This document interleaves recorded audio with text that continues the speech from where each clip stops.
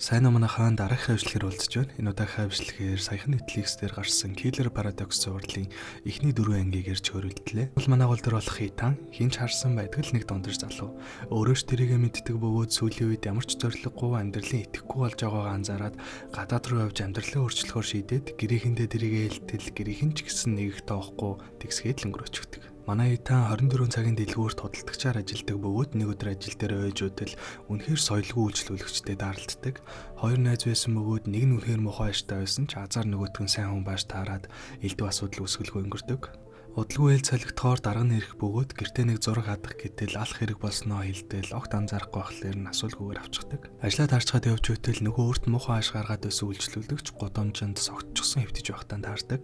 Муухай анцныг нь бодоод тоолгүй өнгөрөх гэж байгаад яалчгүй хүн занрын зулгаагаад найс нь очиод хэлтэл нөгөө сайхан аштай байсан хүн чинь манай хүнийг бусдын асуудалд оролцох хэрэггүй зүгээр л мөрөөрөө зайл энтергээд амар муухай хараач чаад яваад өгдөг. Манай хүн жуурандаа араас нь дунд туруугаа гаргатал гайн таарч нөгөөх нь тэнд байсан толны тусгал тарчхаад манай хүнийг нүүр нүдгүү балбаж эхэлдэг.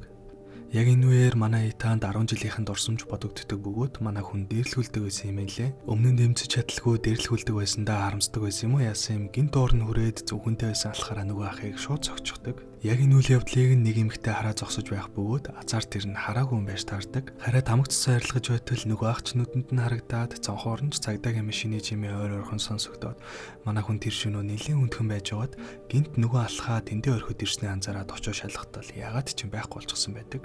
За ингээд маргааш нь олох бөгөөд уг нь манай хүн орой ээлжинд ажилладаг ч нөгөө ээлжний хүн чүлээ авснаас болоод манай хүн өдрийн ээлжинд ажиллахаар болдог. Ажил дээр ирэх үед аль хэдийн өчигдрийн хэрэгээс болоод мөрдөгч ирчихсэн байх бөгөөд манай хүнээс гэрчийн мэдүүлэг авдаг. Сандарсандаа бараг л үннээ хэлчих гээд байж байтал мөрдөгчийн туслах нь хурж ирээд өчигдрийн аллагын хэрэг нь шийдэх ч гэсэн гэдгийг хэлдэг. Юу болсон бэ гэхээр Итаны алсан залуу нь хамт явж байсан найзынхаа их нэртэй нь явуулдаг байсан бөгөөд тэрнээс болоод хоорондоо зодтолдож нэг алсан гэж үзээд тэр хэрэг хаагдчихдаг. Хэдийгээр хэрэг нь хаагдсан ч мөрдөгч залуу зүүн совонгорооч гэхүү манай Итаныг сэжгэлсэн хэвээрүүлдэг. Гэхдээ ялцчгүй хэргийн газарт нь камер байгаагүй. Дээрээс нь эд мөрийн баримт нь ягаад ч юм усчихсан болохоор манай Итан азар хэрэгээс малтарч чаддаг. Гэтэл удалгүй мэдээгээр Итаны алсан нөгөө хүн нь нэрээ өөрчлөөд амьдарч байсан цуврал алуурчин байсан гэдгийг зарладаг.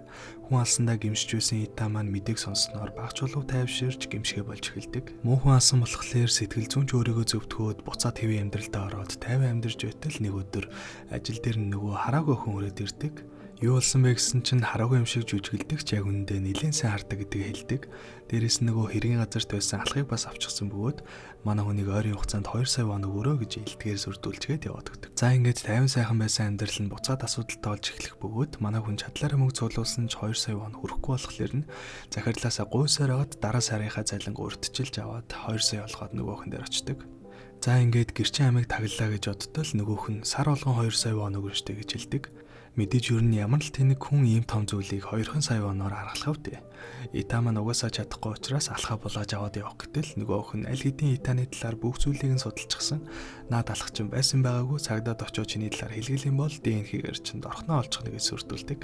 Ер нь бол насан туршдаа энэ охины эрхэнд орж нохоо шиг амьдрах уу эсвэл гэсэн хоёр сонголттой толгорох бөгөөд манай хүн эсвэл гэсэн сонголтыг хийдэг. За тэгээ нөгөө охиныг алчгаад айц андарсандаа шууд л цухтаачдаг бөгөөд гэрээр нь дүүрэн цус гарын хентэр нь тэр чигтээ үлдчихдэг. Эхний аллага цэвэр өөрийгөө хамгаалахын тулд санамсаргүй болсон боловч энэ удаа манай хүн алын гэж хийдэд алсан болохоор сэтгэл зүйн бүр навс хямраад хэдэн өдөр гэртээ бүгдэг. Ер нь бол гимшээд хизээ цагтаа ирж барихыг хүлээгээд дэмийл хэвтэж өнгөрөөдөг. Гэхдээ гайхамшиг гэхүү эсвэл дахиад аз гэхүү манай хүний үлдээсэн гарын хээ, ДНХ-гээд бүх байж болох хэд мөрийн баримтыг нөгөө охины нохоо бүгдийг нь долоогоод цэвэрлжсэн байдаг.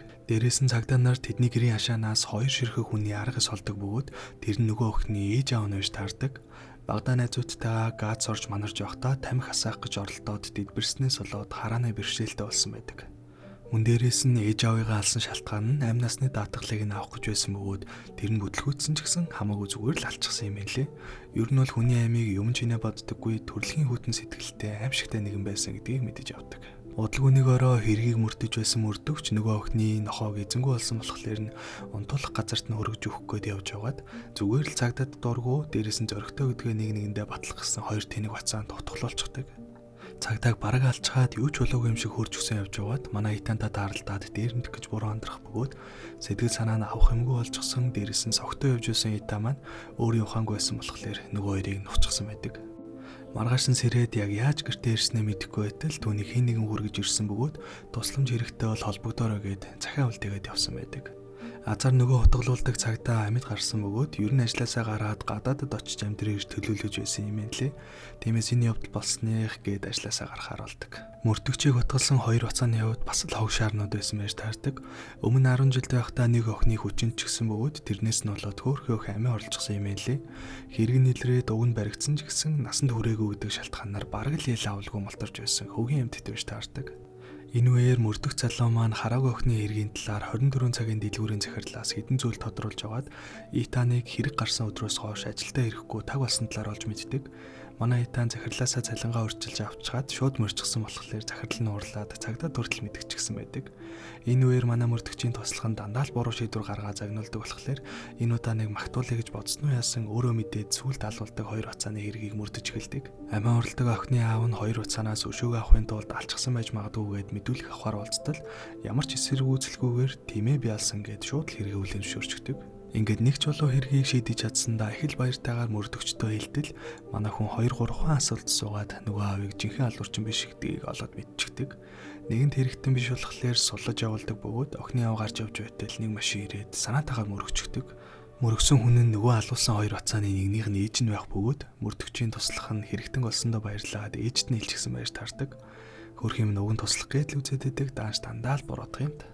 Энэ үеэр манай Итан бүр төвчгөө олоод эцэст нь хэргээ өөрөө хүлээхээр шийдээд цагдаа руу залгатал нөгөө цагдаа даргийнх нь гаргасан гомдлын талаар ярьж өгнө гэж ойлгоод ямар тач ирж уулзаарай гэж хэлдэг. Уцаар хэргээ хүлээж чадаагүй ч нэгэн чийдсэн дээр очиж уулзаад хэргээ хүлээе гэж бодоод хамаг юмаа цэгцлээд бүх эдмөрийн баримтаа аваад цагдаа газар руу явдаг. Зовж эцэст нь зориглоод хэргээ хүлээхээр шийдээд явж байтал хоёр улгаач манай Итаны нотлох хуримттай зүнхийг нь шүүрж цухтаад дотор нүунд хүрчгээр олигтой юм байхгүй болохоор нь гол руу шидчихүүлээ яах вэ? Манай Итан бүр шок. Инээхүү ойлгох гэдэг шиг л бүр цаанаасаа бурхан дэнгэр нь манай хүнийг харж үзээд байгаа юм уу гэмээр л юм болдог. За тэгээд дээрэмдүүлэхдээ гараа юу болгосон болохоор эмнэлэг орж боолт хийлгчгээд гарч явахдаа нөгөө охины автаа даралддаг. Гэтэл хоёр уцааныг алчгаад тасарчсан ухаангүй хөвтөж байхад нь гэрт нь өргөж өгөөд холбогдоорой гэж захиа үлдээгээд явсан хүн энэ аав байсан байж таардаг. За юу болсон бэ гэхлээр яг тэр хэрэг гардаг өдөр нөгөө хоёр уцаанаас өшөөгөө авах гээд араас нь дагаад зориг нь өрөхгүй байж байтал манай Итан өмнөөс нь алчсан бөгөөд хийж чадахгүйсэн зүйлийг нь өмнөөс нь хийсэн болохоор Итаныг хэрэгт оруулахгүй тулд гэрт нь өргөж өгөөд чадлаараа туслаад өмнөөс нь хэргийг нь үлээх гэдээсэн юм лээ. Гэхдээ энэ удаагийн хэрэг дээр баттай биш ч гэсэн Итаныг мөрдөгч маань бас л сэжиглэж байгаа болохоор яаж игээд Итаныг зүгтаалгаад охины аав өөрөө амиа орлцдог. Ойрхон аллаг гарсан болохоор ард нь цоврал алуурчин байх магадaltaй гэж үзээд бүр тусгай тасаг байгуулад сүртэй эхэлсэн ч ямар ч амжилттай олохгүй 4 сар өнгөрч нөгөө тасаг нь буцаад л татан буугддаг. Ямар ч ахиц гарахгүй байхад дээрээс нь нэмээд аллаг гарсаар байсан болохоор манай мөрдөгч арга барилаа өөрчлөөд нэг залуутай уулзаж тусламж авахар ирдэг. Тэр залуу нь болохоор өмнө цагдаагийн нууц сайт руу нэвтэрж ороод мэдээлэл энтер авч ирсэн сайн хакераас гадна ер нь хэрэг дээр дүн шинжилгээ сайн хийдэг мэдрэмжтэй хүн юм байл л дээ. Өнгөрсөн бүх хэргийг үзүүлээд асуудал цоврал алуурчин биш бүгдээрээ тусдаа уйлдагдсан тохиолдлын шин чанартай алгууд байна гэж дүгнэдэг. Энэ залуу өөрийгөө Бэтмен шигээр төсөөлж муу хүмүүсийг шийтгэх ёстой гэж боддог болохоор Бэтмен гэдэг удаа явчих. Өмнө муу залуусыг алдаг алуурчинтай хамтардаг байсан бөгөөд энэ удаагийн хэрэг ч гэсэн төстэй байгаа болохоор адилхан зүйлээ дахиад хийж явж магадгүй гэж бодоод манай мөрдөгч шалахаар ирсэн юм байна лээ. Тэрэн ч үнэн байж таардаг бөгөөд манай Итан залуутай аль хэдийн холбоотой олчихсан байдаг. Жижигхэн сэжүүрээс болоод Итантай хамтарч байгааг нь мэдээд хөөсөн ч гэсэн алдчихдаг.